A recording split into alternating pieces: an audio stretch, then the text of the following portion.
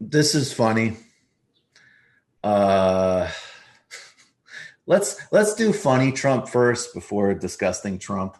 Uh, Gene and I talked about the new John Bolton book, and again, yes, as Gene said, John Bolton is absolutely going to become a Morning Joe regular. It's going to be really disgusting. This guy is still just the most unrepentant, bloodthirsty warmonger imaginable and a menace to planet Earth. And in some of these conflicts inside the Trump administration, Donald Trump was 100% right about John Bolton. Now, John Bolton has also taken meticulous notes and given people even more case studies about, shock of all shocks, what a completely avarice scumbag moron that Donald Trump is. I mean, I'm sorry to chuckle, but I don't know that we're breaking new ground here. Donald Trump's a dangerous, corrupt scumbag. No kidding. And also a lot of people around him can't stand him and have no respect for him. No kidding. Who could possibly have respect for Donald Trump? Be serious. But Donald Trump, this is what he is built for. And his greatest talent in life, as we've said a million times, is he's very good at dunking on people like John Bolton. And he had his opportunity. It was time to clap back on Sean Hannity. In terms of Bolton, he broke the law. He was a washed-up guy. I gave him a chance. He couldn't get Senate confirmed, so I gave him a non-Senate confirmed position where I could just put him there, see how he worked. And I wasn't very enamored. He went into the Middle East. He was one of the big guns for let's go into Iraq, and that didn't work out too well, and I was against that a long time ago before I was ever even thinking about doing what I'm doing now. But he was one of the people who wanted to go into Iraq. When I asked him about it, I said, about a month in, when he was about a month in, I said, what do you think? Do you think you made a mistake there? No, I don't think so. I said, explain that one.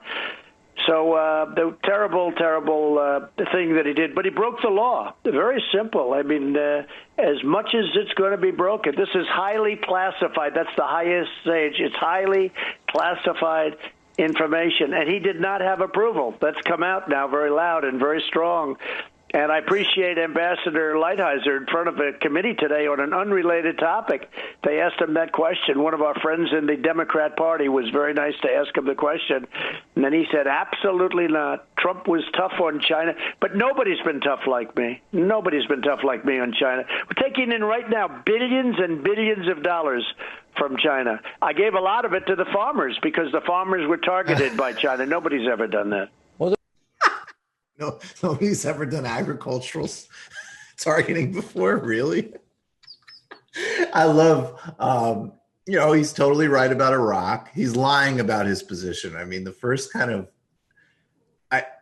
there's two great clips, like vintage Trump Howard Stern clips from that era. And one is, I think this one isn't on Howard Stern. One is after September 11th, within days. And he basically is talking about the World Trade Center, the terrorist attack, and then just sort of basically gets lost in a tangent about how now the Trump Tower is the biggest building in Manhattan. And then the other one is he's on Howard and in between talking about wanting to palm his daughter's ass or whatever he was talking about. He's just I guess we should go into Iraq. I don't know. And somehow that has turned into, I was always against it. But look, Donald Trump has absolutely way after the fact been a great critic. And what he did to Jeb Bush on the debate stage was delicious about the Iraq invasion. And so, he's basically right about John Bolton. Yeah, if he wants to say that he's against wars, we should probably nod along and be like, yeah, wars are bad. You're great for being against wars. Oh, absolutely. I cannot believe the stuff, if it's true about Xi, it points to different, the more kind of the sort of some elements of the corruption stuff, and obviously endorsing what's happening to the Uyghurs is totally unsurprising and deeply disgusting. But watching people like constantly goad him on social media with like, there's two things that idiot like resistant types do. One is like, oh, you're golfing again? Like, yeah, I hope so. Awesome. Isn't that great that he isn't like super committed to his work hours? Like, yeah. To the extent that has any bearing on how government functions, and I really don't know how much it really does, frankly, that's great. And secondly, like, oh, you talk a big game, but you're a wuss because you don't want to like, have a war with North Korea. Shut the fuck up. Like, go and tell him, like, man, that is so manly of you that you told John Bolton to shut the hell up. But I heard that Bill Barr and Mike Pompeo behind your back are calling you a pussy. That's very disrespectful. That's what you should say, you idiots. So they're trying to like goad him. I don't that idea of trying to goad him is like actually genuinely disturbing and stupid. Well, no, like they can't have it both ways. Is he a coward who won't do the neocon wars that you want him to, or is he a dangerous, crazy person who shouldn't have access to the nuclear codes? You can only pick one. Absolutely. I mean, and even with Russia, like, setting aside all of the Russiagate stuff and this and that, and definitely he absolutely relates to Putin in a very weird way. There's no doubt about it. I mean, and, some people get really deep into the conspiracy mindset that like, well, Russia actually wants this. I don't think Russia Russia does want to get rid of some elements of the arms control system. There's no doubt about that. So there is a convergence there. But no, like they didn't want, renewed sanctions. They didn't want, they have their own policy aims, which, he has basically policy-wise followed a pretty neocon script. And I think that's primarily just because that's the default setting of Republican foreign policy. But I think like probably doesn't help. Like, it's one thing to say you're corrupt, you're an asshole, stop embarrassing yourself in a bilateral meeting with any other head of state. But I think the whole like, look at you, you're Putin's bitch. Maybe you can sell it maybe you can prove us wrong by introducing lethal arms to Ukraine that Obama studiously avoided. I mean, it's just embarrassing. Now this is Trump. We'll do the disgusting. Protest uprisings are ongoing in this country, every corner of the country, and turning into, a plethora of initiatives and pushes and directions, including some. I really keep wanting to shout out because she's on my mind. Very important work that Shama Sawant is doing in Seattle, and first and foremost, activists on the ground across the country. Donald Trump came out with that genuinely, profoundly disturbing, authoritarian, and vicious response in the first wave. General Milley was on the streets of D.C. Please don't forget that, everyone. Peaceful demonstrators were tear gassed. So this motherfucker could do a photo op.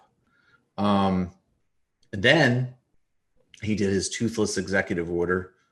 No chokeholds unless you think your life is in danger. And apparently cops always think their life is in danger. And now he's going to just spew some absolute nonsense and conspiracizing, speaking of the conversation earlier, about the protests with Sean Hannity.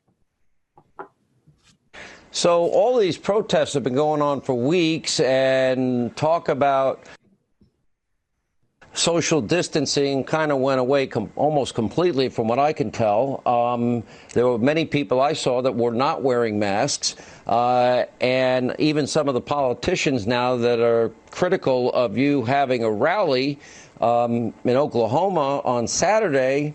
Now all of a sudden they're saying that it may not be safe. I understand temperatures are going to be taken. I understand people that go are signing a waiver. I understand that masks will be worn by people and even distributed. I think I read somewhere. Maybe you should change the name of the rally and call it a protest, and maybe they will say it's okay then. Yeah. Well, that's true. The protests, the protesters and anarchists and terrorists and looters and all of the people that were marching on various locations over the last couple of weeks, that's died down. They've lost some energy. That's good. But because many of them don't even know what they're protesting, frankly. But you look at that, and they were right on top of each other. large numbers, pretty large numbers, and they were right on top of each other. And nobody complained. When you look at fake CNN, it's total fake. It's a fake news operation. And it's really like an extension of the Democrat Party. And then you look at MSDNC, which is DNC, Democrat National Committee. I'll give 'em and that. you look at it, and you see the way they talk. They never mention that. They don't talk about it. This is all you hear about Oklahoma, what we're doing. We'll be in Tulsa. You have a great mayor and you have a great governor. Governor Stitt, I spoke to him yesterday. They're so excited about it that you have no idea. And we have had so many signups. You know, there are lines of people now, and we won't be there for 3 days. They have lines of people right now trying to get into the arena. I mean, they'll be there. They'll be early. How many people They'll be in one of those early front rows. So I want to make 2 quick points. One, the governor has asked him not to go to the site of the white race riot and mass murder that took place in, I believe, 1921. So even the Republican governor is saying, maybe could you please not pull a Ronald Reagan on this? Second point is this whole conversation about protests and social distancing. This is actually really important because there has been this whole resurgence. There was that thing, remember, in the beginning of Corona, where everybody was like, this is a return to technocracy. People are going to believe the experts. No, that's not going to happen. And what's really important, I think, to say here, because there's some people that are just saying, like, they're trying to answer this stupid right-wing bullshit with kind of like doing it on your own logic. It's sort of like, well, no, it is science. It is scientifically, acceptable to break social distancing because of this or that, like, metric. And the truth of the matter is, the answer is that, of course, protesting and demonstrating and uprisings are dangerous from the perspective of social distancing and Corona. Of course they are. And what people are doing with unparalleled courage is making a political choice that the murder of Black, Brown, the police harassment and violence and the structures that is connected to, which I actually would include, as Cedric Johnson does. I like that Cedric Johnson's like, this is a police movement. And Cedric Johnson's like, I think this is also the first Trump food riots. Like, yes, there are other things wrapped up in these movements. And it's, I think Dr. Fauci had the best response from a technical viewpoint, where he just was like, look, the science hasn't changed at all. If you feel important about this, then go for it. The science hasn't changed at all. And that's what I can say in that public health role. And it's very important that people actually do reserve the capacity to make that choice and say that politics is going to exceed scientific and medical advice and importance right now. That's what people have chosen. And then it gets to very basic and obvious political distinctions, which, the right makes a ton of hay off of, but I mean, anybody could be able to distinguish, which is like ending, systemic violence and all of these other issues are profoundly more important than, getting your hair cut more quickly. Yeah. That is political decision making, and that's very important to see and be unapologetic and aggressive about. Yes, people have made absolute risks for a very specific and distinct reason that supersedes in this instance. Yeah, I mean, I think the protests are safer because they are outside and most people are wearing masks, and the Trump rally is inside and most people probably will not be wearing masks. But even if the risk were the same, like, the protesters are taking a risk to make the world safer for everyone. And the Trump people are taking a risk to make the world more dangerous. So these two things are not morally equivalent.